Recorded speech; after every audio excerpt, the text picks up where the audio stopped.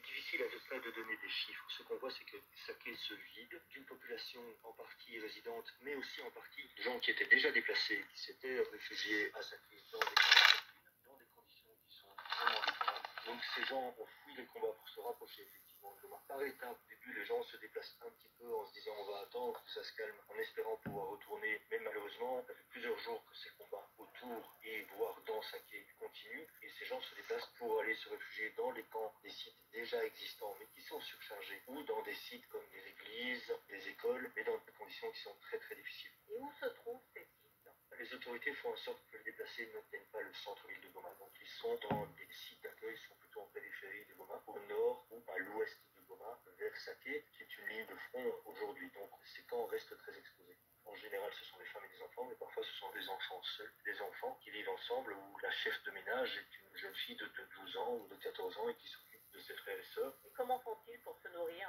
Il y a une assistance humanitaire, mais j'insiste que par rapport à l'ampleur des besoins, ça ne répond pas aux besoins. Les conditions d'accès à l'eau, aux latrines, mais aussi à la nourriture, à la santé, les conditions de sécurité sont extrêmement précaires. Dans les structures supportées par l'UNICEF, on traite en moyenne 60 cas de violences sexuelles par jour qui viennent de ces camps déplacés, donc des survivants de ces violences. Et ce n'est probablement qu'une petite proportion des victimes. Et maintenant vient s'ajouter une angoisse du lendemain, puisque Goma est encerclé, c'est pas très bien, qu'est-ce que les belligérants vont faire? Alors il y a ceux qui ont atteint Goma et puis il y a également ceux qui sont déplacés à l'intérieur du territoire de Masisi, où ils sont plusieurs milliers. Effectivement, il y a des combats aussi plus à l'intérieur du Masisi ou à l'intérieur du Nord Kivu qui déplacent des milliers de personnes dans un contexte dans lequel effectivement il y a des sites qui rassemblent des déplacés, parfois depuis 10 ans. La crise n'est pas récente dans le Nord Kivu, donc des gens qui vivent dans des conditions vraiment déplorables. Et les combats autour de Goma ces derniers 10 jours ont un impact aussi sur ces gens parce que Goma sert de base arrière pour beaucoup de programmes vers des zones plus reculées du Nord Kivu, compris pour MSF, on supporte des hôpitaux à Massissi, à Rutshuru, à Mweso, et l'approvisionnement de ces programmes devient beaucoup plus compliqué. On pouvait atteindre ces programmes par route, maintenant il est impossible. Et donc on doit, en même temps que répondre à l'augmentation des besoins humanitaires vraiment de base sur la ville de Goma, nous réorganiser de manière à pouvoir continuer à supporter les programmes en dehors de Goma, alors que ça devient beaucoup plus compliqué.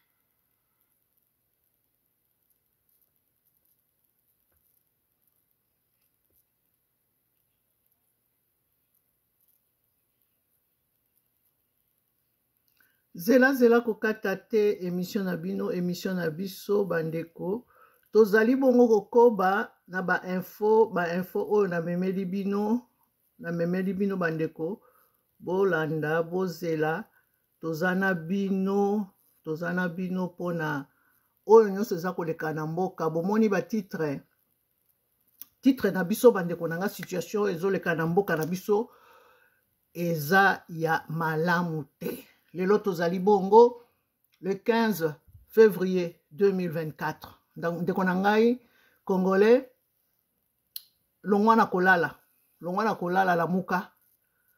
Oyo bomoni ke Kabuya azali nommé informateur ezali kaka distraction.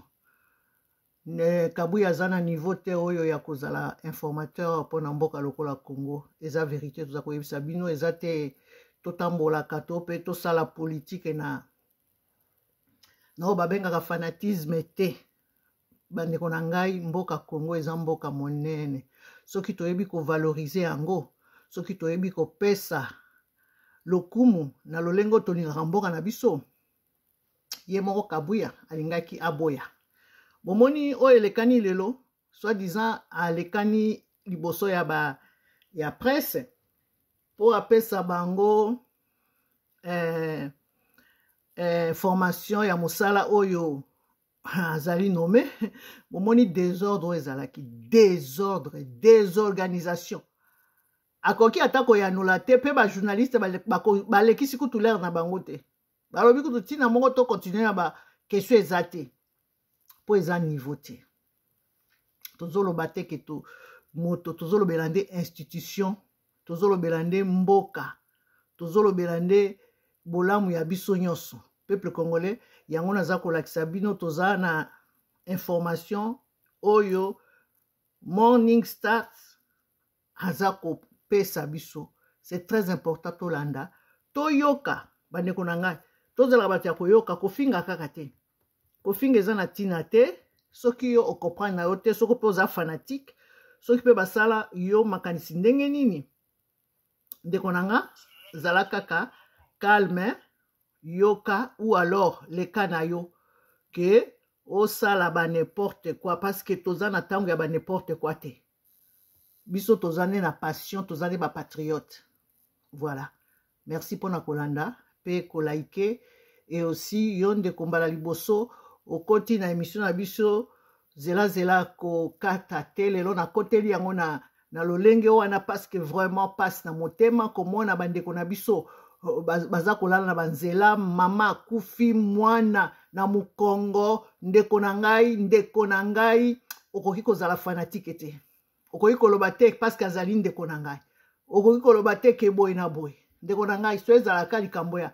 nzambe asalaki mokili ke ezala kaka mpona ndeko na yo nde yesu tondima ye te nde yesu tondima ye te nde nzambe asalaka ke yesu azala te mpo tolinga toloba ke yesu lokola abotamaki na israele tolingaki tondima ye te ndeko na ngai totika na biloko wana oyo eza kozongisa biso nsima yango wana mentalité na biso il faut échanger tomona mosika ndeko na ngai tomona mosika mpona bolamu tomona mosika ntango toyoki discours ya mwasi ya président aza koloba ke ata babotoli biso este yango lelo ata ekei lelo bakoko na biso bakokolo bandeko na ngai boyoki yango mpe bino bayeba to bozalaki wana boyoki yango mpe bayelaka bino na bapouvoir moko boye oyo akodomine ke tokei tolibere parole wana bayoka ezalaka tolobaki te eza systeme ya biloko ya bascience occulte ntango bakolobela bino bosala lokola boza na distraction bango kuna eza puissance moko balibere eza puissance ya mabe balibere donc c'est-à-dire que bitumba bozomona tosalaka batéâtre tosotekaki na biso parti wana parce que bango bakozala isu na balere wana te bao bakoya na nsima etali bino bokobundana na ndenge na bino mpo borekipere yango bino moko bolobaki yo de père et de mère voilà bino moko baresultat ya bapère et de mère makambo olobaka tala basituation yango mpe oyo ntango oyo bali ya nini te naloba ta ya nini te voilà lelo eza sikoyo toyoka nano mpo naloba kutu lelo eza nano eza na minute oyo nayaki nano na situation ya ndeko parce que ndeko morning start aza vraiment na masolo ya makasi tolanda ye bongo sikoyo. Deuxième audio. Je vous avais promis que na bino na deuxième audio.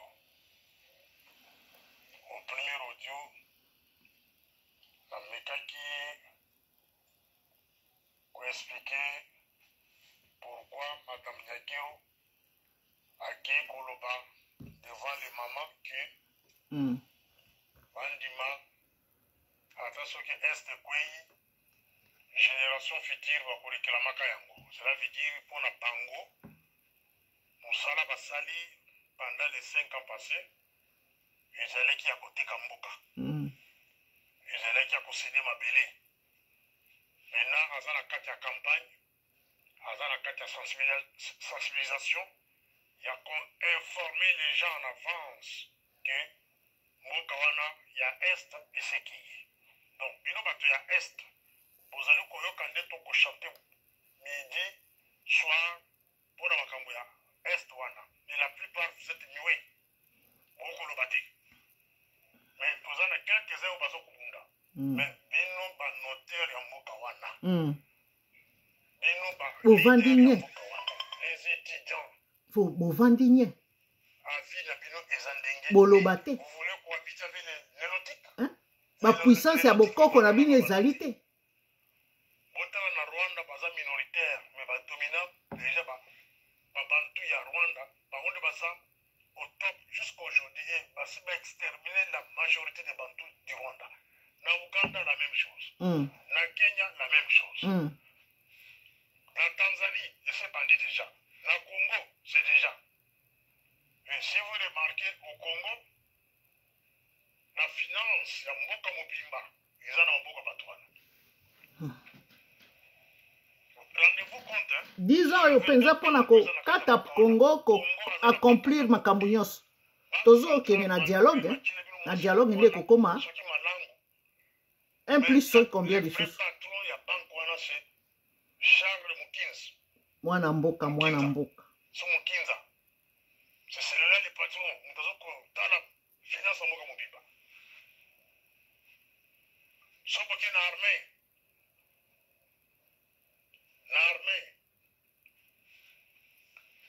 na axe ya zone de défense presque tout ce sont les Rwandais qui sont là-bas na inspection militaire ya armée okuta tango fort avandi wana c'est l'enfant de Kagame enfant chéri de Kagame ifi chef d'état-major ya RCD Goma à l'époque bakanyi armée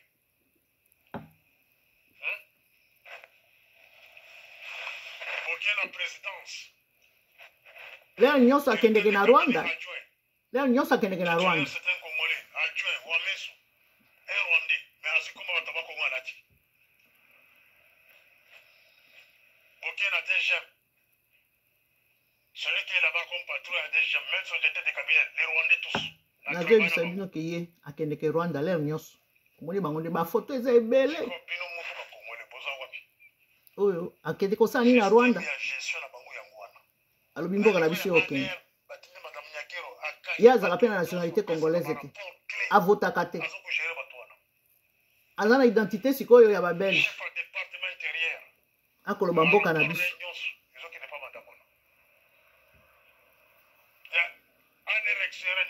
dans le même bureau qu'on a plusieurs fois, je vais commencer à répéter plusieurs fois pour qu'il écoute la moto à battu. Donc on a pour ça qu'à répétition. Azali IDPS hein? Morning Star oui. Aza IDPS. Il y a personne de pas de la mer. Il y a plus nous à wapi. Les Congolais. Là, utilisez-moi pour le bien biwelewele. Pour comprendre la bien. Parce que moi, ils ont consala musala et ils ont prononcé. À chaque fois que je donne un exemple, la tank qui welewele. C'est pour vous comprendre bien. Alors, dans mon coup, c'est l'année là, le baquet. Espoir. Il y a pour régner dans l'avenir, dans mon kawana, et ça, Okita. Espoir les alités. Espoir les alités. Ah bon? Si moi j'étais camarade Félix, j'allais procéder un remaniement rapide. D'abord par la justice. On n'a pas une bonne justice, on n'a pas un bon procureur. Yazolingola Sabino eloko moko. On devrait avoir un procureur méchant. Maloba oyo bakomia. Et actif. Pas un procureur dépendant. Non. Bomoni ndenge bakomi wana. Ngai te nalakisi bino makomi Il wana. allait d'abord lancer des mandats d'arrêt. Si c'est un dirigeant, il y a la rébellion. Et tout le monde est au courant. Même à titre symbolique, il a lancé un mandat dans le bateau, il a mis tout dans le bouc. Dans l'Est, à Congo, mais à ça, il a monté. Pour lui, c'est normal, c'est pas l'image. Il n'y a pas d'amitié, il n'y a pas de moi, à l'année, maman s'en confie. Image, nous avons se ça pas bon. Quand même lancer des mandats d'arrêt. La vie de recherche symbolique. Les procureurs m'ont aligné. C'est pour vous montrer que tous ces gens-là sont des complices, sont des agents du Rwanda. Assassins. Hein, mes chers amis, par exemple, agent et baronné. Nzamba akosambisa bango. La justice. Quand on vous dit maintenant que c'est Nyarugabo, Moïse Nyarugabo qui est le ministre de la justice, il y a Moulili, vous pouvez comprendre, parce que la justice a bien pensé que ces gens-là, ils ont leur propre gouvernement. Nélotique. Dans un gouvernement, là, on Moulili. Ceux qui ont 50 ministres, on va 50 ministres. Et puis, si on a ministre de la justice, on va faire ordre. C'est le procureur. Le procureur, ça va Kagamutu. il faut se référer à Batouana.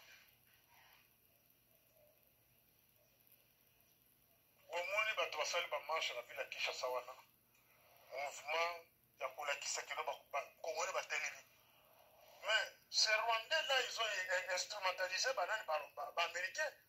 Ambassadeur américain qui a gagné la case de la carte de bureau, Peter. A qui a gagné la a qui a gagné ce bloc de Koloba. Comme d'habitude. Va interdire même que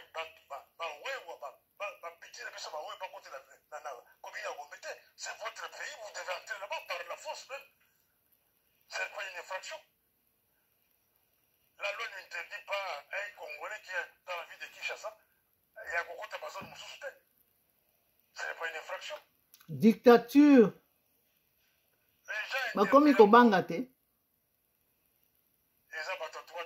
Bakomi koluka dialogue. Droit de l'homme est contre Mobutu. Basalaka ba association na babengi ba Likablo contre Mobutu.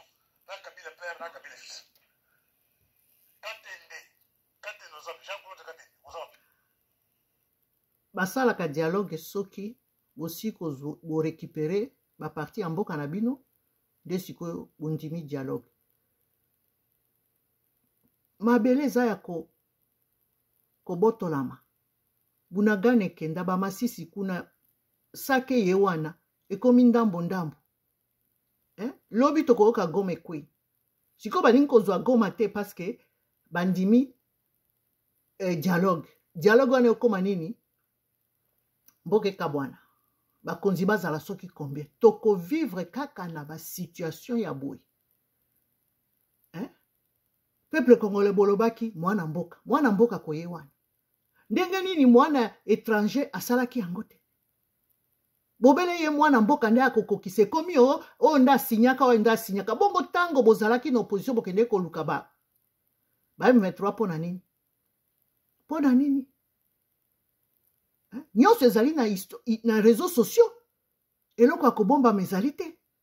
Ba discours ezali otoza koyoka eza kopesa mawa. Christopher Boy, vous avez. Ya bino ba droit de l'homme ezakaka o balakisi mutakala ya mutu X ale. Bino na moko ko mikanda. Au moins droit de l'homme akokomela omi yango ya kosenga tribunal spécial. Vous êtes un tribunal spécial pour juger les criminels. Non? Vous, mes frères Louba, vous savez que les cablos n'ont pas droit de l'homme. Juste pour faire le terreur à Kabila père, Kabila fils. Mais après, il n'y a pas de crime. C'est un Moulouba qui parle. C'est un IDPS qui parle. C'est pour le pays, les biens de tous. Il y a des balouba sages locaux la biso.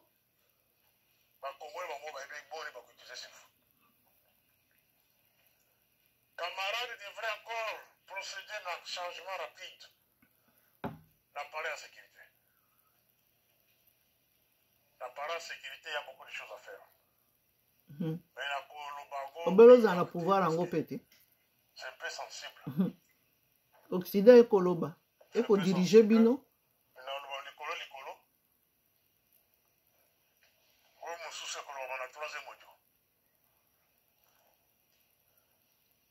On a vendu migration et en première service à sécurité.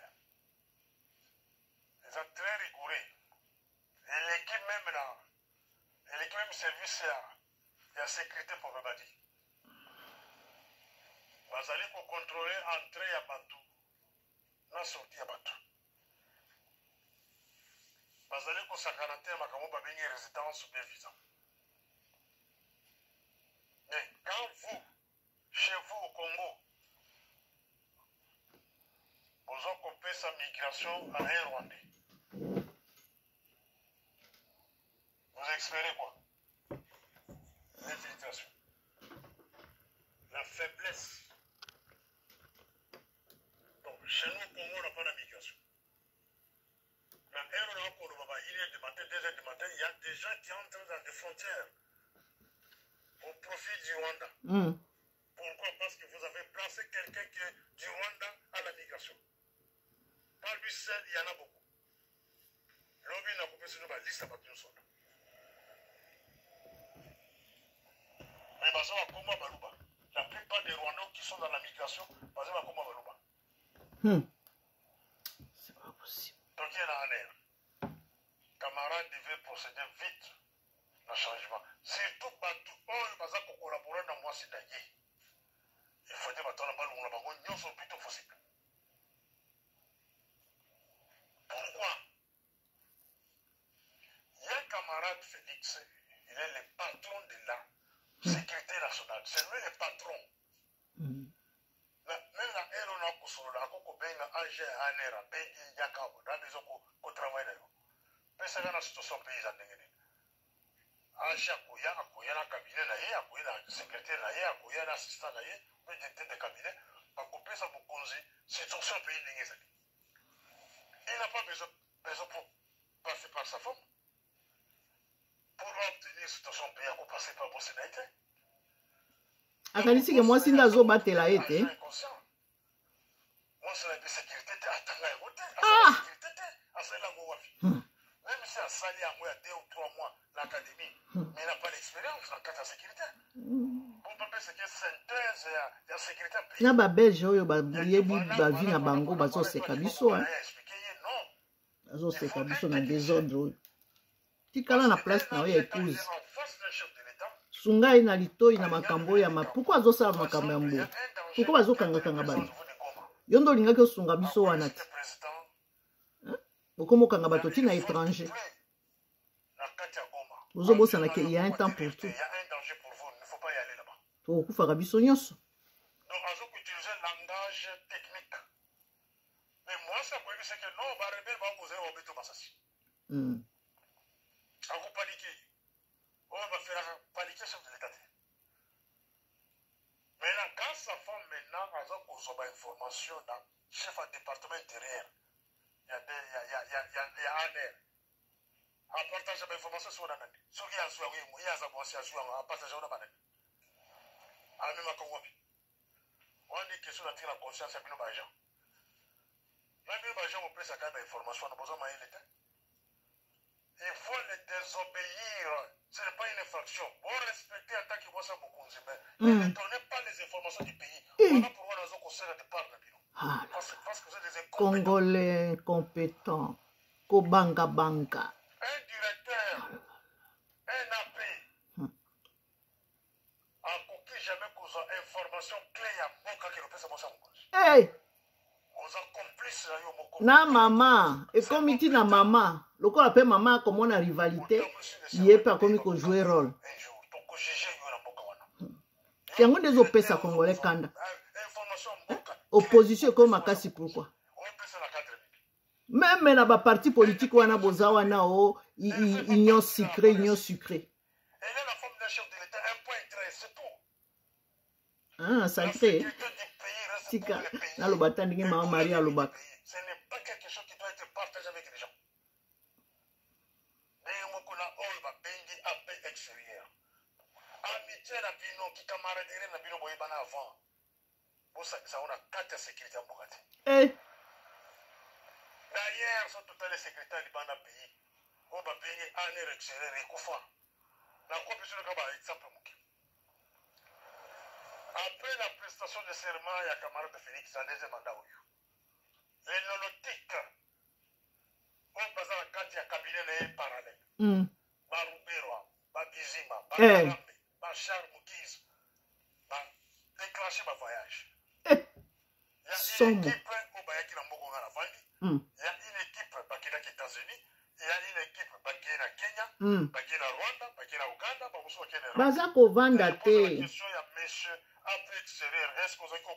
5 ans yo bapesi balobi 5 ans basisa makambo nyonso bazwi mwana na bango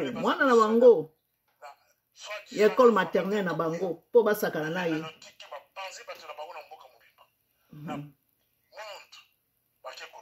ino bataliba bokolemba na koloba okotika munoko Kongo ekenda.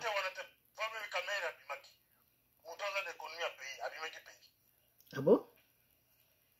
Posez-vous des questions, bien on va Congolais poser qui sait yango batiali bino kabuya a distraire bino nana yango kuta okende ko se présenter. Se prépare.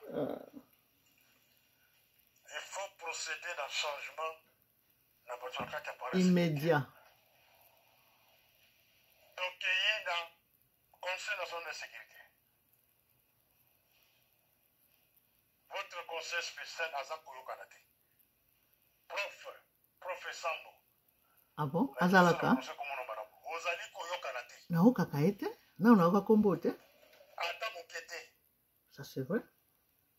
L'intérêt de la défaillance est l'équipe. Et belé. Conseil privé. Vous allez Koyokanate.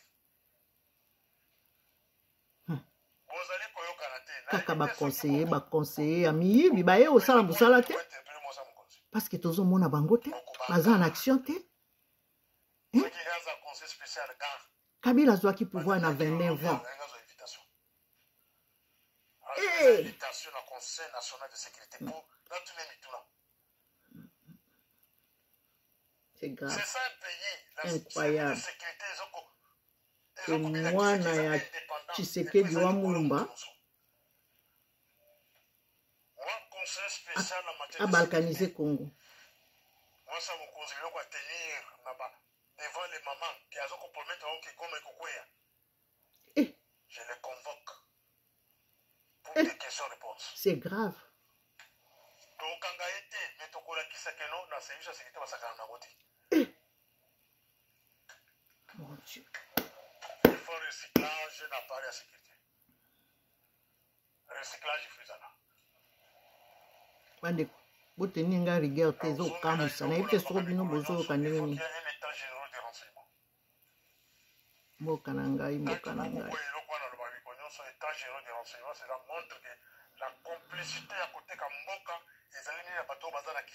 Félix osalaki prière ya Deux Chroniques 7:14. Si mon peuple sur qui invoquait mon nom s'humilie, prie et cherche ma face, se détourne de ses mauvaises œuvres, je l'exaucerai Dieu. Je lui pardonnerai son péché. Les yeux de Dieu. Dieu va nous écouter, va nous exaucer. Mais ce qui se passe, milelo na milelo. Okomi na ba pharmacien soko banani soki banani.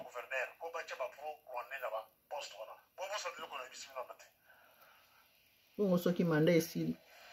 Okotikala ka na ba chaîne wana na kingo.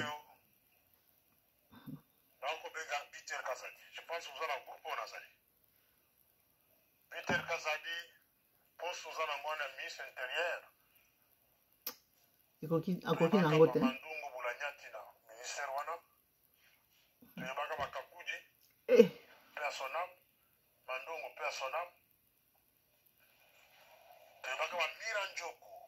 Baduga kubetoro. Un commando formé. Bamova. Bashadari.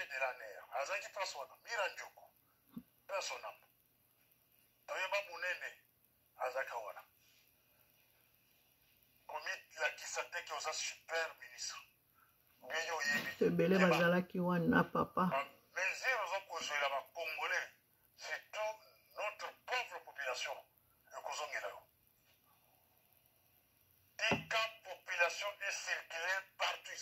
Eza bato na bango ba Taliban. Ba force de progrès na bango yango bazo yoka eti. Eza manifestation ya ba Congolais nyonso te.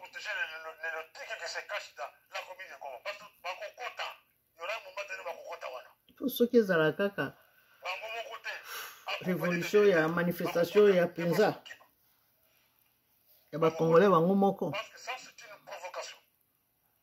Le 4 janvier 1959 ekoya article 64.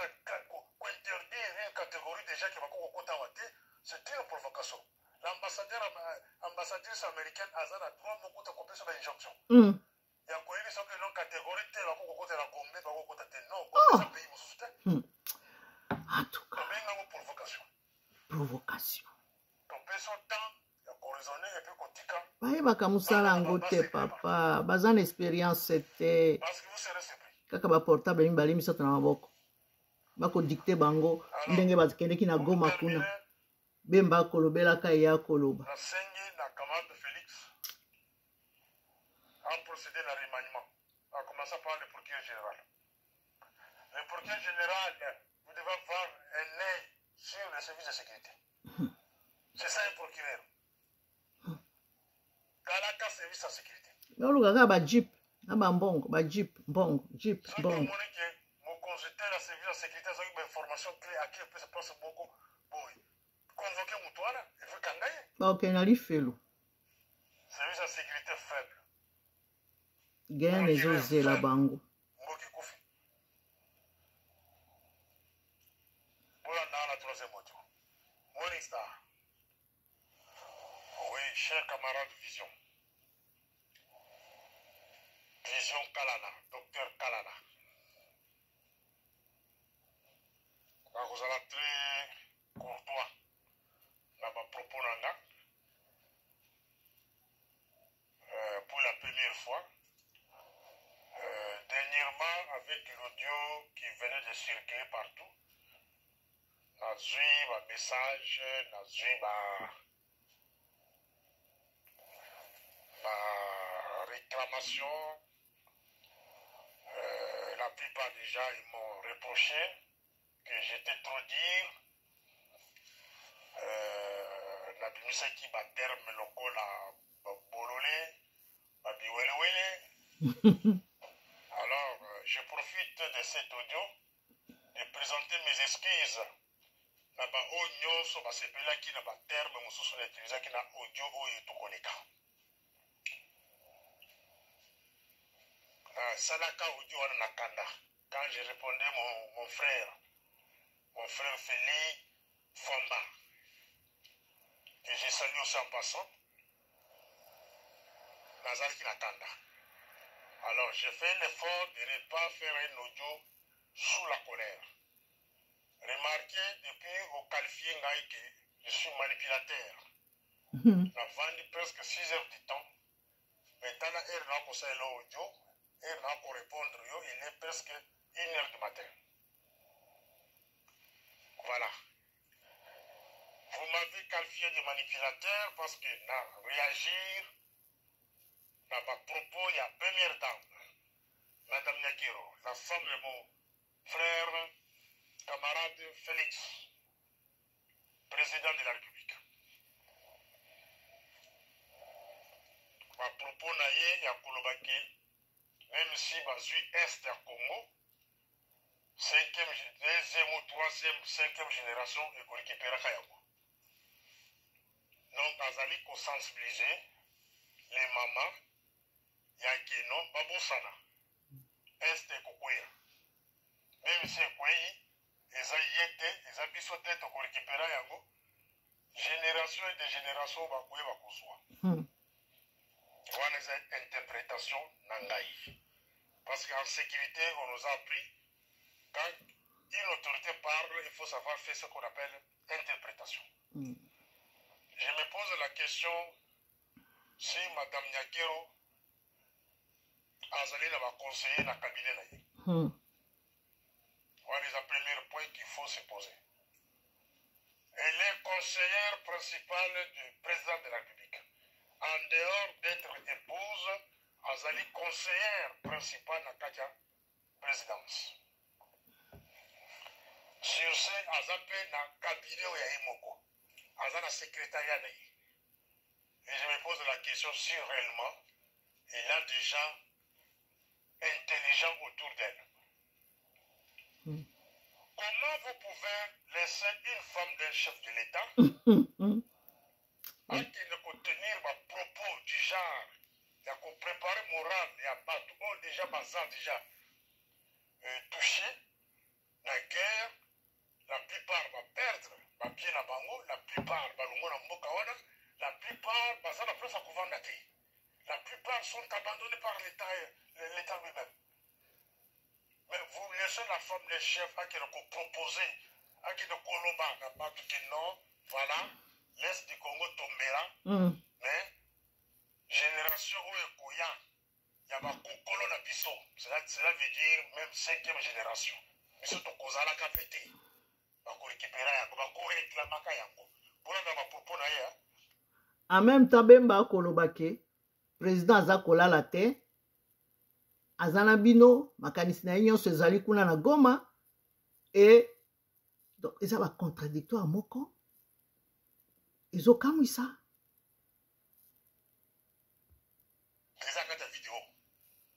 Je n'invente rien ici. Parce que vous êtes en train de me qualifier d'un manipulateur. Mais c'est vision Kalana. Je ne suis pas un manipulateur. Très bien. Moussala Nanaï et Zalakaya ko juger comportement et bateau bako diriger bino. L'état que vous êtes distrait avec Kabouya, qui est Azali Kourouka majorité parlementaire. Et moi, je suis en train de regarder Camarade Félix. Je regarde sa femme. Dans un côté, bato oignon se basa na rôle clé na mboka wana et puis naza ko étudier comportement na bango. C'est ça le rôle de Morning Star. Et la plupart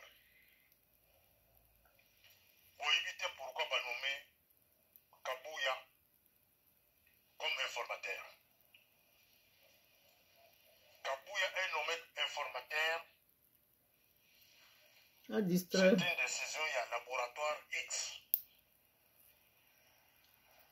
C'est une décision, il y a laboratoire où il monaki yango na lobi ça c'est ah Congo mon pays Congo ya Lumumba Kasavubu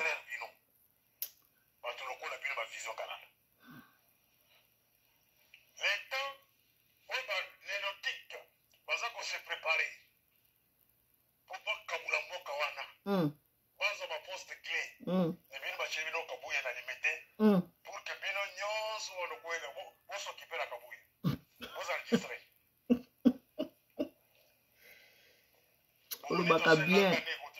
olobaka bien depuis que j'avais annoncé que Nanga est vivant on mettre ka mosolo na mo lisusu. Vous tous ici, vous allez publier partout que Nanga est mort. Mais depuis que Ibissa Bino que Nanga a koufaté, vous venez vous voir comment Nanga peut bouger le bureau bateau. Mais il y a comme une Congo à Kabouya.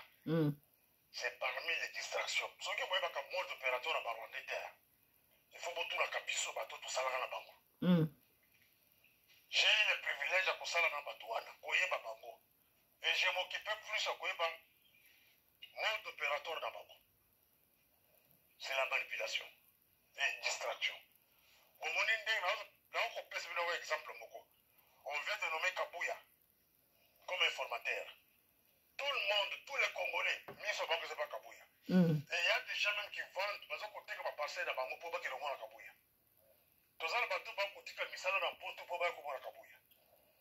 Voilà la distraction. Mais les moments où vous êtes distrait, dans l'Est à Congo, il y a d'autres choses. Les moments où vous êtes distrait, vous allez vous préparer dialogue. Dialogue et Kozala. Dialogue Ezali.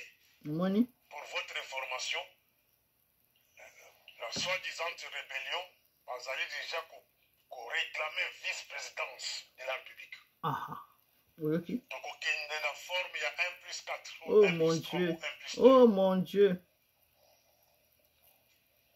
Soi-disant rébellion Bakouzwa, vice-présidente. Vice-présidence Bakouzwa, chargée des questions politiques et sécurité comme d'habitude. Avec l'appui des États-Unis et des Européens, Bakouzwa Yango. Ce qui est Kozala, 1+3. Les clans Kabila, Bakouzwa vice-présidence. Opposition, Bako réclamer un peu vice-présidence. Société civile, Bako vice-présidence. Maintenant, je vous pose la question, vous, les gens de l'IDPS. Monsieur Vison Kalana. Par Nabino IDPS aux Alopes, 37 ans. 37 ans d'élite. Bango bazalaka banani.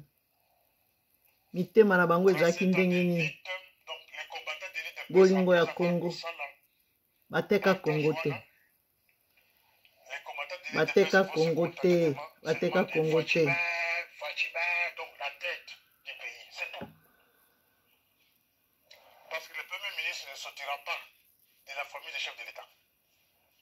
Si nous irons au dialogue, s'il y a déjà 4 vice-présidents, plus un président, il n'y aura pas question d'un Premier ministre. Il n'y aura pas question de ça.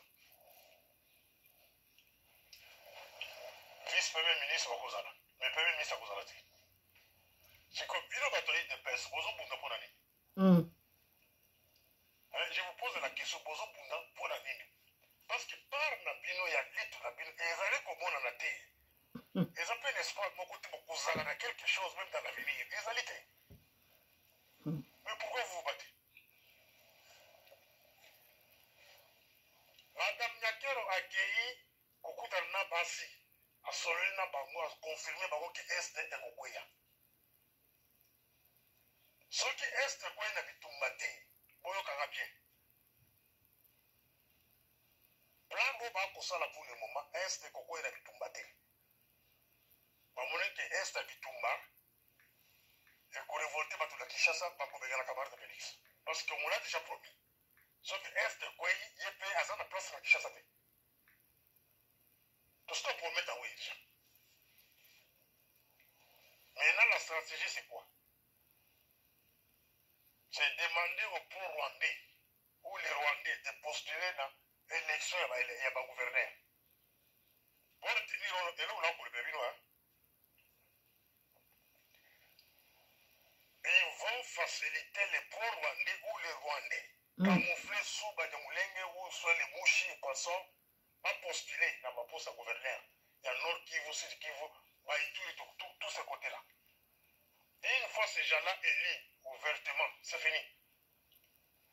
Laisse-les partir. C'est ça l'accord 4 de l'Addis Abeba. Dans Kalala. Ils ont coupé son devoir qui nous tend accord 4 de l'Addis Abeba. Et ça y est, devoir. Accord 4 de l'Addis Abeba et l'Obénin. La gestion de l'Est du Congo devrait être confiée au Banyamulenge, les M23. Donc, en commençant par le Sud Kivu, comme Matatiba qui s'amène nous soit là. Bango, il faut pas gérer côté Wana. Mais on va nous dépendre de la Kinshasa, soi-disant.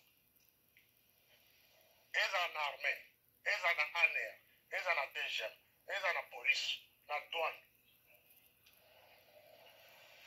La poste nous soit là, c'est M23 qui doit gérer, il doit mettre les rondoformes là-bas.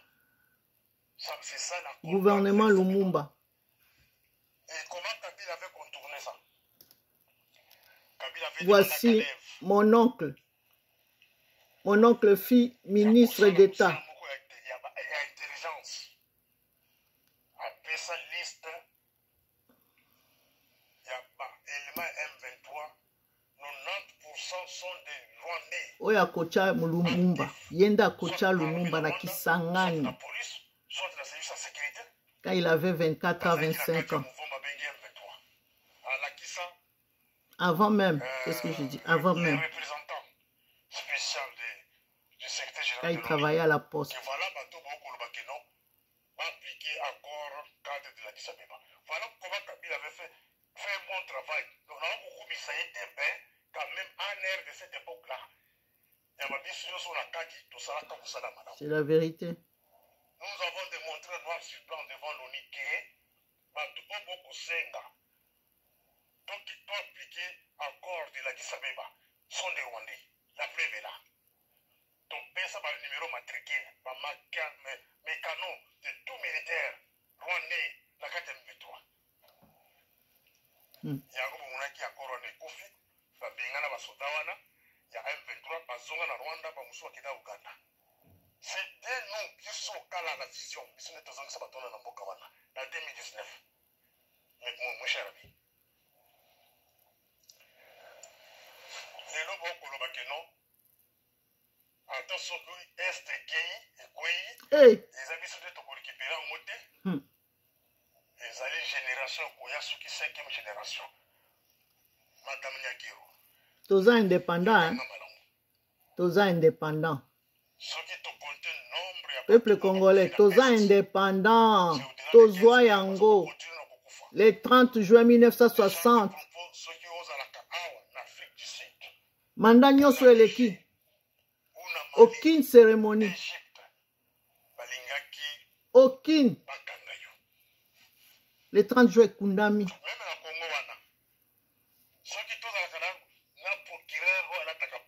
Vous oubliez ça.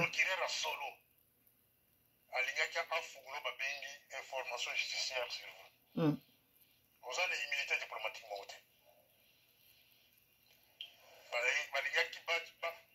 Pas convoqué. Ou soit, il pas de mobile dans la carte problème. C'est tout le pays qui se vend. Sortie médiatique, un conseil gratuit, il faut toujours consulter le cabinet. Consulter le juriste. Vous êtes d'abord suspecté de manipuler les services de sécurité. Vous êtes suspecté que la plupart des autorités des services de sécurité sont manipulés par vous. Mais ceux qui basent au commun, vous allez dans titre officiel. Mais la carte appareil sécurité aux alliés. C'est grave. La carte armée aux alliés. La carte migration aux alliés. Mais les lois qui continuent à propos du genre que nous estons les séquilles. Babosa na yango, bato va récupérer quand yango na babotamati. Bakoya de génération en génération. Comment peut vous traiter? Ce n'est pas une trahison. Ce n'est pas une trahison. Le président Bazoum de Niger a été chassé du pouvoir, arrêté. Pourquoi? La connivence avec les terroristes. Le président Alpha Condé, la même chose. Le président du Tchad, tué, jeté quelque part, soit disant que les rebelles l'ont tué. Pourquoi? Il était accusé qu'il était en connivence avec les rebelles. Madame Nakero ne préparait pas les chemins. Il y a exil ou de la mort, il y a Obalidou. Ma propos nayo, les incendiaires. Et qu'on poussait les militaires, par raisonner double, par pour ça, il faut retirer ma propos. Si on a la plateau, retirer ma plateau, ma propos.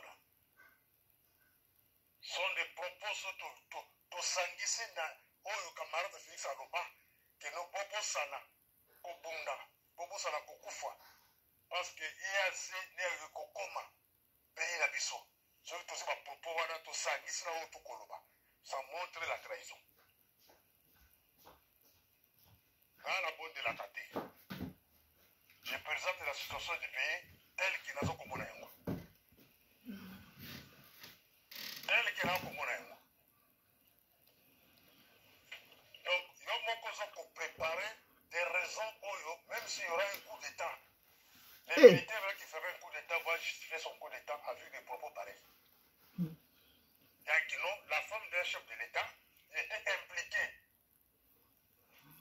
dans vente à Congo, il y a vente à Est à Congo. Lui-même chef de l'État, il était impliqué dans vente à Est à Congo. Et pourquoi envoyer les militaires au front? Ceux qui ont beaucoup de choses non. Est à Congo, même si Basu Yango, génération Kozo Yango et Koya et Kozo. Yo Kozawana. Pourquoi envoyer les militaires au front? Pourquoi ça m'a donné un peu ça qui? Pourquoi mobiliser l'argent pour envoyer au front? Bemba sepeli na ba mission. Et je pose la question à M. Kala la vision. Est-ce que dans ces pays, tu as la bateau? Et les Congolais existent encore dans ces pays? Ah là là, les Lumumba. Est-ce que les vrais Congolais Kaka bango bala olamuka? Bakolamuka lisusu te. Est-ce que vous avez carbi basba te kambo karabino na babu mabino nyoso na basha kutimia bino? Papa, lobana. Les propos méritent quand même une réponse quand même. Moi, j'ai pas l'attaque congolais, mais les gens de l'Est banano, lo banano, lo On banano. vous promet déjà que non. Est na bino côté na bino nyonso na seki. Okota na makanisi nanga penza papa oyo. Même si bakozwa yango, bato bakorécupéra ka yango na babotama te. Madame alobi les kokolo, cela veut dire 3e génération, 4e ou 5e génération. Alobeli yango penza vérité, hein? Parce que moi, on a mérite quelque part. Quand je parle, je dois parler de ça. Mes chers amis, Botelema. Les Congolais, Botelema. Botelema. Bana Goma, Botelema. Bana Bukavu, Botelema. Bana Ituri, Chopo, Botelema. Les Américains, les Juifs, les Européens. Baoyo bakaboli Congo te. Baoyo bakaboli Congo te. Jusque là Congo ekabwana kite. Félix akutaki Congo mobimba. Azongisa pe yango mobimba. Azongisa yango mobimba. Les Juifs bazala makambo ebele ya mabe bakosa na mboka wana. Ne botaka bango te. Ba pions principaux ya Américains sont les Juifs. Azokende yoka na ba Juifs. Ba mimi yoka na dialogue et. Bobo yaki dialogue. Vérité koyeba na kuna. Reste na bino ese eki. Ça je vous le dis franchement. Ya solo. Ceux qui vont limiter, ceux qui vont se révolter, boka na bino salimi. Installer ba administrateur kuna. Museveni Kamadi na hyper na spirituel. Une autre mise en scène Bango na bimba. que je vais donner. Bemba c'est un rebelle. Bosala on a Kenya. Etali bisote. Etali Congo te. Dialogue faisant la kati ya Kinshasa. Très bien. Dialogue faisant la kati ya Kinshasa. Soki dialogue comme na Kenya, ou bien na Rwanda, ou bien na Uganda, etali ba Congolais te. Bocha dialogue na Kinshasa, tout le monde a bané ba na dialogue wana. Soki boza mibali. Très bien. Soki to comprendre, ou bien ton dima, on peut permettre que dialogue dans l'Afrique du Sud. C'est le pays qu'on peut accepter. Mais dialogue n'a pas pays de l'autique. Et qu'on tika la kosa le maté. Ce que ça les mise à faire, il y a Kamad de Félix la baninga naye. Na baye naye ya ba Rwanda. Dialogue est fait à la Afrique du Sud. Ou na Kinshasa. Ok, non mais mango na Kenya. Ceux qui va répéter na makobanga ko na Kinshasa. Boya na Afrique du Sud. Alors pour terminer, il faut voir que ces pays-là n'est pas vendre. Très bien. Pays ont déjà côté caté. Ceux qui vous qui m'ont américain, mais vous promettez qu'ils vont vous concéder bango est mobimba ya mboka wana na deuxième mandat oyo. Boye baki bokozanga esika kokimela. Bokozanga esika ya kokimela. Biso kalala. Bokozanga na poto bato bakozela bino. Oza na Canada bakozela bino. France bakozela bino. Na Belgique bakozela bino. Awa na fiki site na sali. Bokozanga esika ya kokimela. Dubaï. Est et kokwea te na maboko batona. Parce que vous avez notre plan. Deuxième plan c'est quoi? Ceux qui na voie militaire beaucoup quitté, vous allez organiser des élections. Il y a un gouverneur. Et vous allez permettre les pro-Rwandais ou les Rwandais de postuler. Là, c'est là qui comme il y a Gilbert Kabanda. Les Rwandais là qui étaient aux défenses nationales. Il est parmi les candidats pour la ville de Bukavu. En tout cas. Bakocha gouverneur à Rwandais, dans la zone là-bas.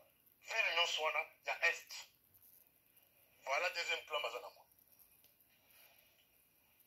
Batagoma, Bukavu, Ituri, Chopo, Bukolba, Omone, Sara, Lubite. Plan Bazanango, Kocha les pro-Rwandais. Ça sent le bilan, on a dit bien message. La débia autour dans le bilan binongo. Ce qui vous kébité, vous en a placé. Vous habitez l'engagé. Mais tout le monde a un habitement banélotique. Il y a minéré. Mission na bango eza ko effacer biso, ko boma biso. Ressources naturelles en Zambie. C'est ce qu'ils cherchent de nous. Zambe. Parce que engagé par tout le gouvernement, parce que l'argent n'a pas eu sûr. Na ba Ethiopie kuna bakenda te. Miso na bango kaka na Congo. La présidence, Zamboko boma bango te. Zambe. Zambe. Alors, pour terminer, Eza prière mangai. si camarade Félix était sincère envers nous les Congolais, il allait organiser le tribunal spécial. Il allait organiser le tribunal spécial à la place des dialogues bidons. Si réellement il était sincère envers nous, ye moko asinya kuna kendo sala tribunal wane obalukela ye moko ti. Pour juger tous ces criminels là. Et comment on a écouté la cause de la guerre à Tambour. Mais en l'absence d'un tribunal spécial, recourir à un dialogue, cela veut dire qu'il est dans les coups avec les envahisseurs. Voilà dans le deuxième audio. Morning Star. Bolanda ye moko ndenge asateka mboka. Chers compatriotes, veuillez vraiment continuer à suivre la voie de la raison. Wana azoyebisa bango banilotike wana. Pas de moi, ne vous méfiez pas du gouvernement, Okay. parce que nous ne sommes pas là pour vous faire du tort. Donc, ça ne sert à rien de vous battre pour des morceaux de terre, alors que c'est l'East African Communauté. Sateki mboka. Donc, ça ne sert à rien de vous battre pour des morceaux de terre, alors que c'est l'East African Communauté qui deviendra notre pays, en fait. Donc, chers compatriotes, veuillez vraiment continuer à suivre la voie de la raison comme vous avez commencé. Ne vous méfiez pas de moi, ne vous méfiez pas du gouvernement, parce que nous ne sommes pas là pour vous faire du tort. Donc, ça ne sert à rien de vous battre pour des morceaux de terre, alors que c'est l'East African Communauté qui deviendra notre pays, en fait. Okay. Donc, chers compatriotes, veuillez vraiment continuer à suivre la voie de la raison comme vous avez commencé. Okay. Ne vous méfiez pas de moi, ne vous méfiez pas du gouvernement, parce que nous ne sommes pas là pour vous faire du tort. Donc, ça ne sert à rien de vous battre pour des morceaux de terre, alors que c'est l'East African Communauté qui deviendra notre pays. Okay.